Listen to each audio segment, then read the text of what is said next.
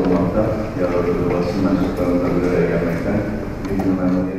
Serok Partiya Peşeroj Ahmet Davutoğlu serdana Diyarbakır kir û bernameya wî ya Diyarbakır du rojan dom kir. Davutoğlu serdana xwe de bo çareseriya pirsa Kurd û pirsgirêkên Tirkiyeyê 10 xal ji raya geştî re aşkere kir. Davutoğlu amaje kir ku ji bo çareseriya pirsgirêkan bîrdoziyek nû, makezagonek nû û demokratîk sivîl pêwîst e.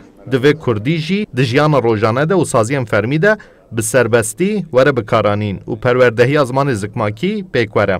Davutoğlu anîzmên ku wî komcivînek dirêj li gel nûnerên saziyên sivîl pêk aniye û pirsa Kurd yek ji girîngtirîn pirsgirêkên dîroka Komarê ye. Kürt meselesi Cumhuriyet tarihi boyunca en temel meselelerden biri olmuş. Min li gel nûnerên saziyên sivîl li Diyarbekirê ji bo çareseriya pirsa Kurd civînek bi 9 demjimêrî pêkanî. Ji bo min civînek gelek sûdmend bû. Heta ku Tirkiye nebe welatekî demokratîk, çareseriya pirsa Kurd nepêkane. Pêwîstî bi makezagoneke sivîl heye. Makezagonek ku hemû aliyan bihewîne divê hebe. Pêwîstî bi azadiya ramanê û raderbirînê heye. Pirsa Kurd ji bo dîroka Komara Tirkiyeyê yek ji girîngtirîn pirsgirêkan e.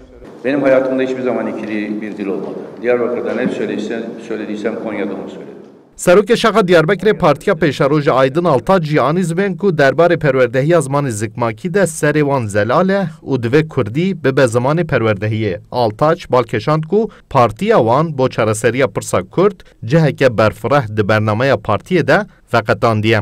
Em dibêjin bi Kurdî, bi Kurmancî Zazakî bibe zimanê perwerdeyî û di nava saziyê dewletê de jî xizmeta bi Kurdî were bê domandin. Gelê vê heremê em bêjin çiqas bi Tirkî zanibê jî îro ser zimanê xwe eger jiyana xwe ya em bêjin di aborî da, em bêjin di saziyê dewletê da, em bêjin di alî dinê da ku bidomine têkiliyê wî dewletê daha xurt dibe û pirsgirêka nava welat jî xelas dibe. Ji ber wî em divê xusûsê de pir zelalin. Yani zimanê perwerdeyî û saziyê dewletê xizmeta bi zimanê Kurdî gere çê bibe.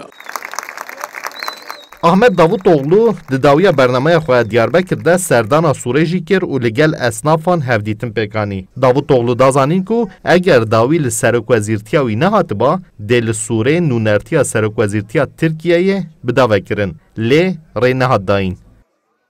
Mahir Yüksel, Kurdistan 24, Diyarbakır.